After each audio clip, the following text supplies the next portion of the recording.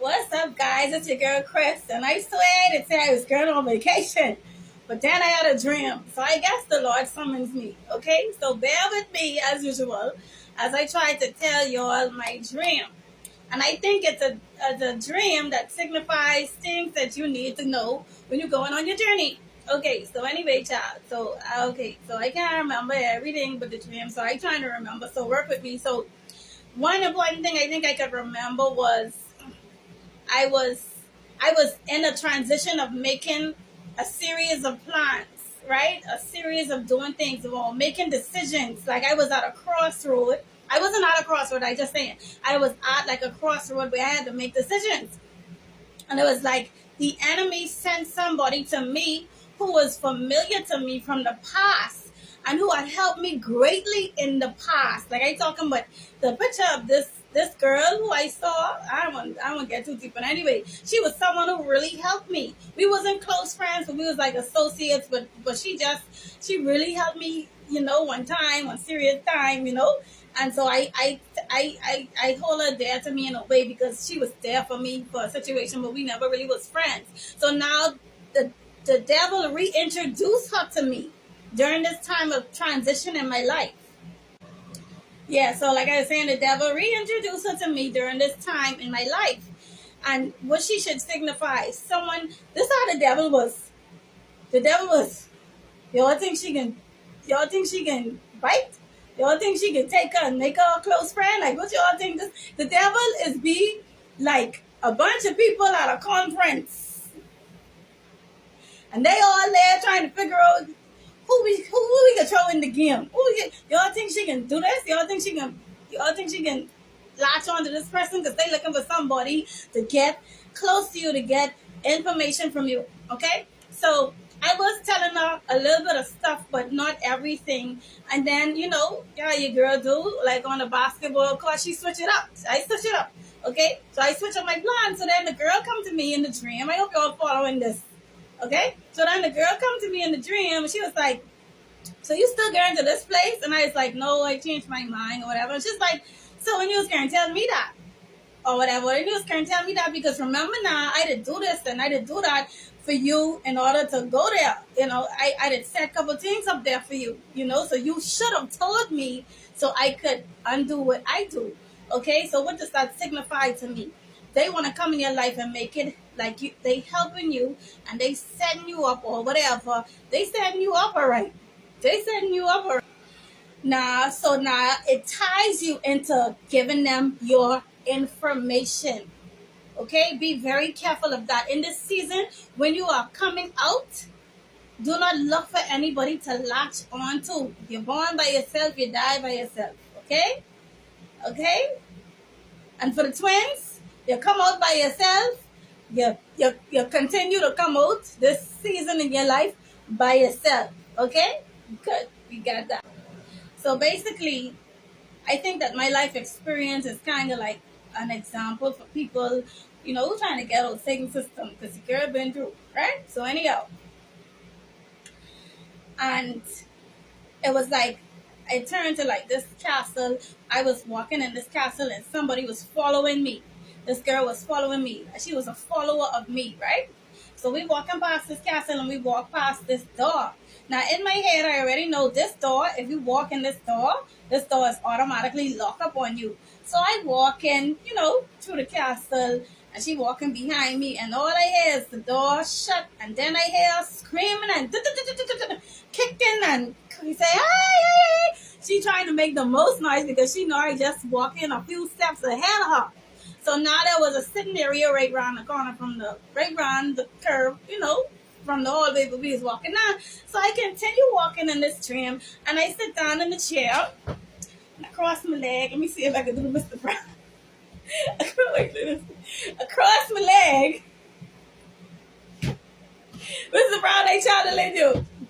Anyway, let me stop playing. I sit down in the chair and I cross my leg. And I just was sitting there listening to her. Bam, bam, bam, bam, bam. And I dreaming. And I'm dreaming. And I'm saying to myself in the dream, why are you being so cold? And then myself in the dream, sitting in the chair, answers. And they're like, I'm not being cold. I'm waiting for her to calm down. Okay? You know, I like to keep pausing so I don't have to start over, just in case, Anyhow, so say, I'm not being cold. I'm waiting for her to calm down. Because I know that in that dungeon is dark and scary. Mind you, I don't know how she get in the dungeon. I don't know if she just swindle and walk in to try to check the room or whether someone yelled her hip inside there. But I know she was in there. I heard her the first yelp for help. Okay? So now my dream version of myself is saying, I want her to realize her qualities that I've given her. I want her to realize her strength. I want her to realize her power. I know that she is scared. I know that she's afraid. I know that things are happening to her.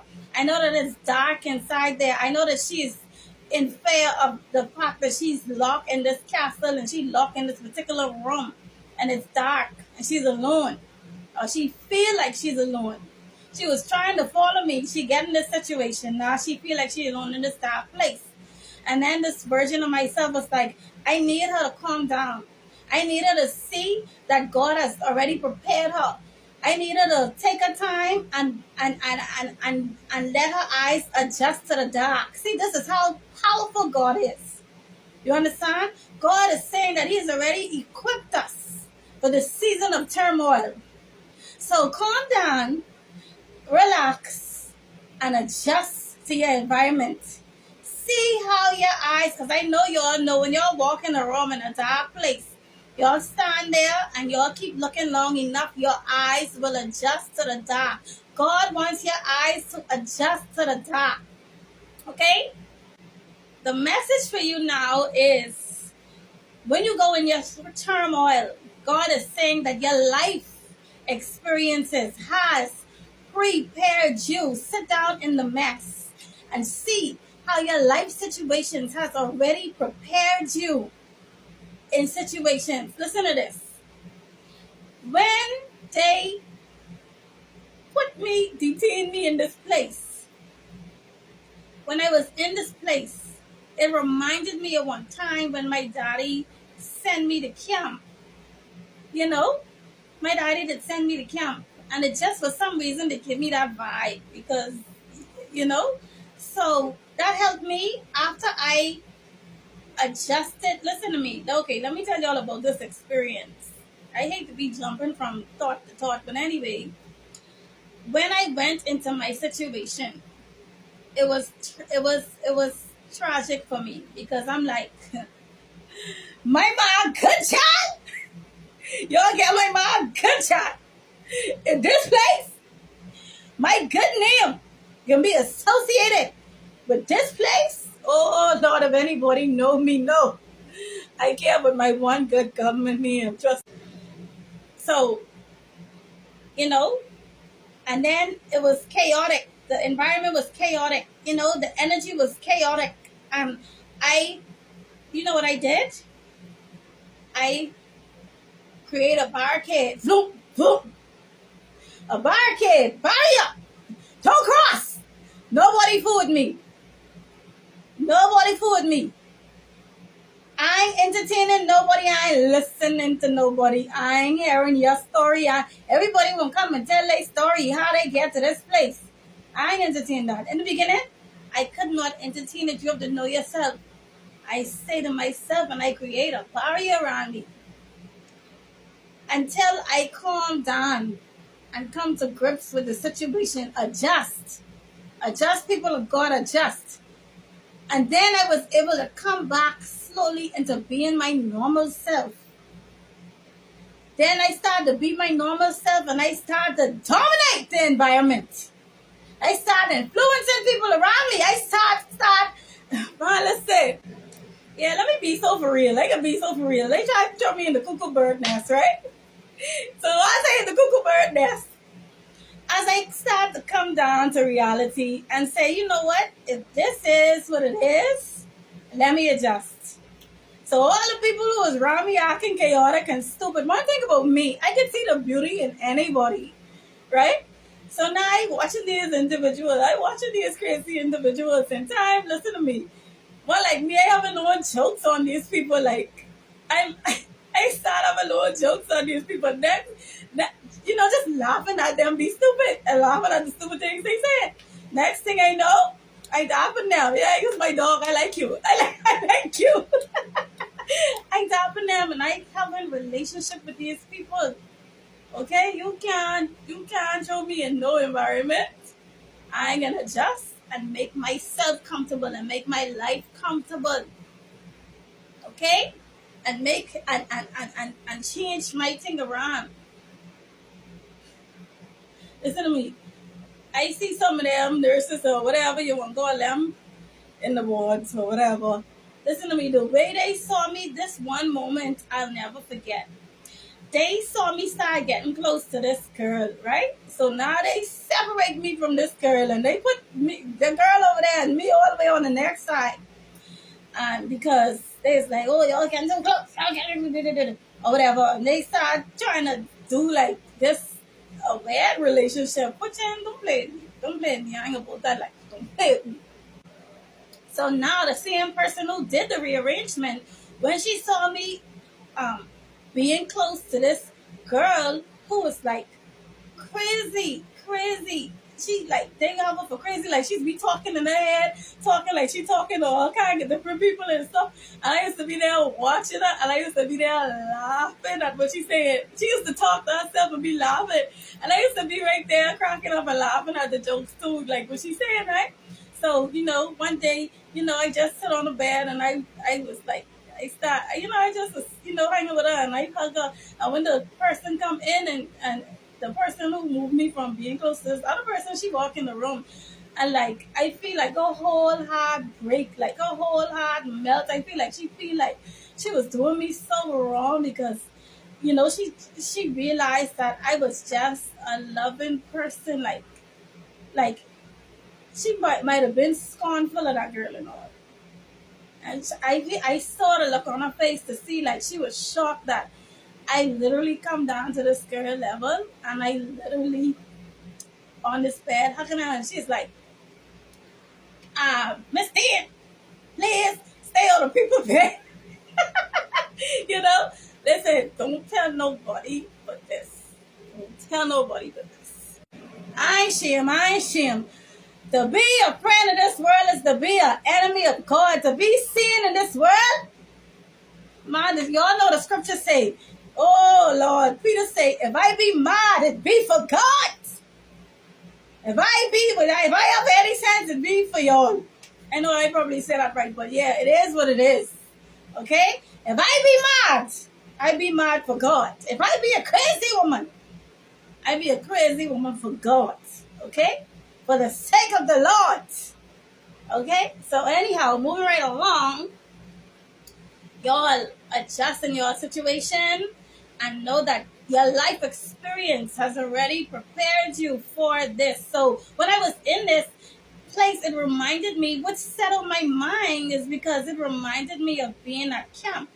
At one time, my daddy sent me to camp, and it's just a room of females, and it gave the same vibes. And then like how you have to go bed, and stuff like that, and you'll be on that routine, and then they feed you.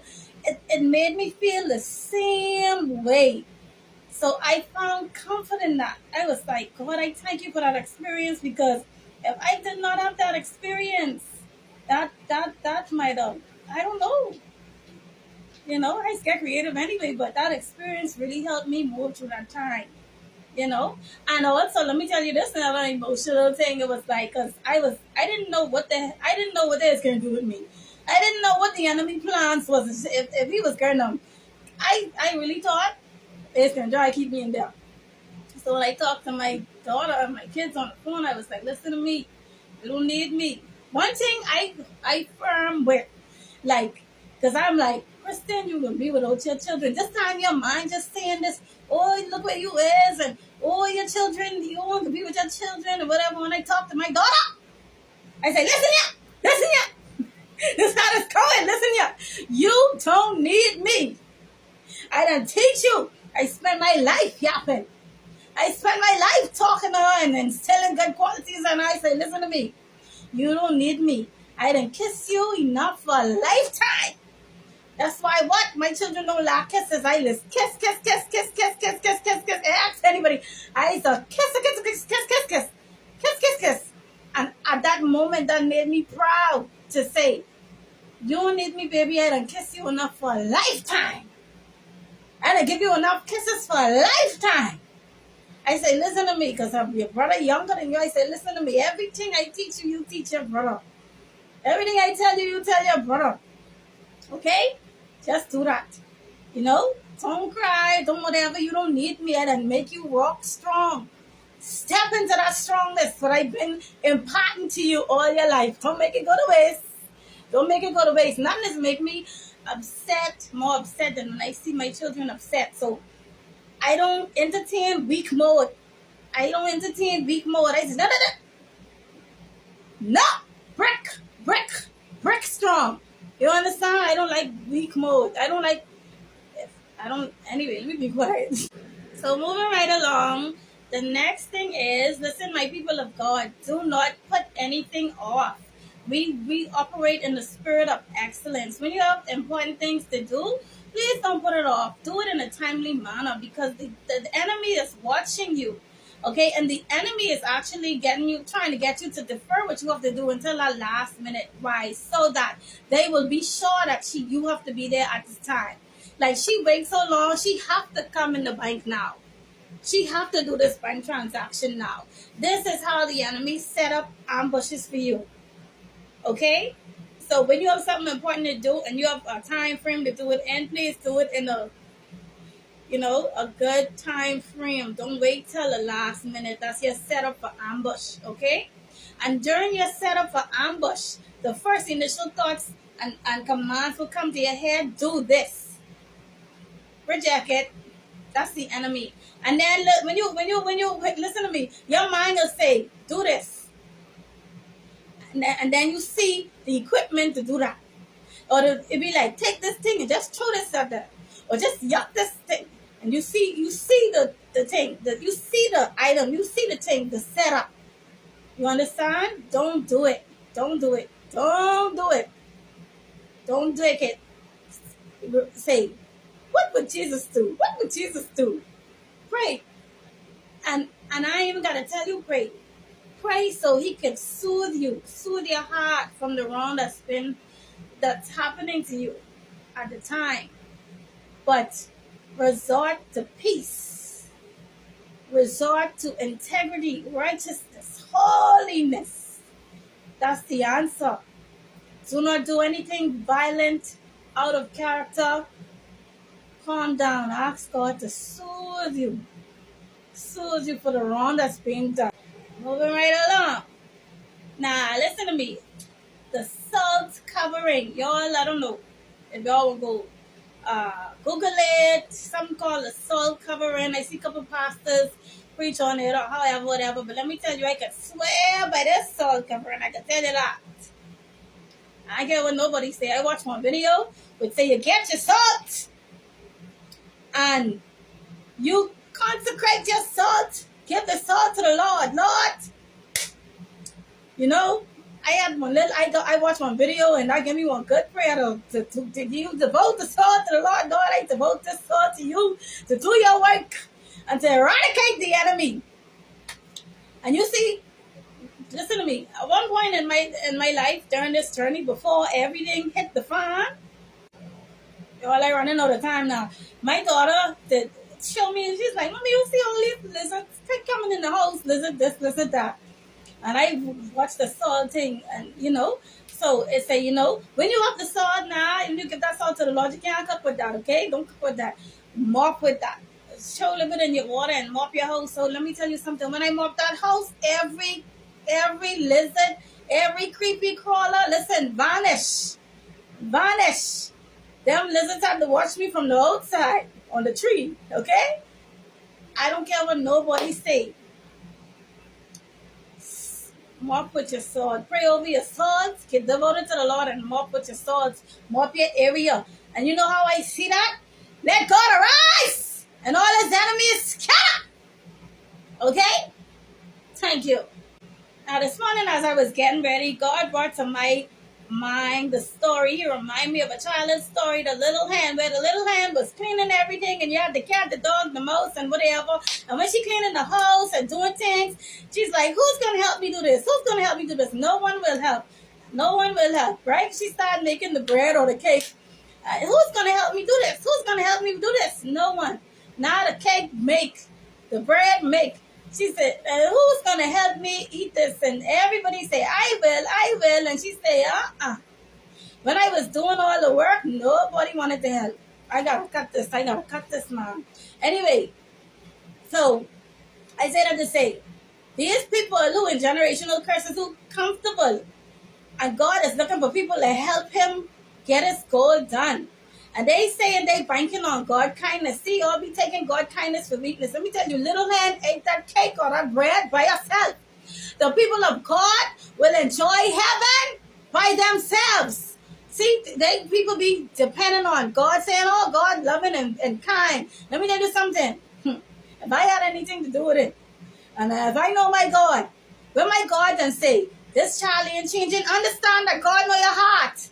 When God say this child ain't changing and this child set in their ways and this child think they got running game on me, God sent the dead angel and he is not answering no prayers no more. He ain't hearing no prayers. After that dead angel and sent out, so do not feel like you can fool God, people of God. This has been your girl Chris from Love Gone Viral, and make I say something. Oh, I also wanted to say, I am full breed Bahamian. I ain't mixed with nothing. My stepdad was a Jamaican, so I think I'm from yard, okay? And one thing I learned from him, we don't run around our yard, we run our yard, okay? And then, because I like to play like Jamaican sometimes, and I like to play like Haitian sometimes. I like their accents. I just love my people. Anyway, bye! Hello, street. Hello, hope. It's a new horizon. Hello.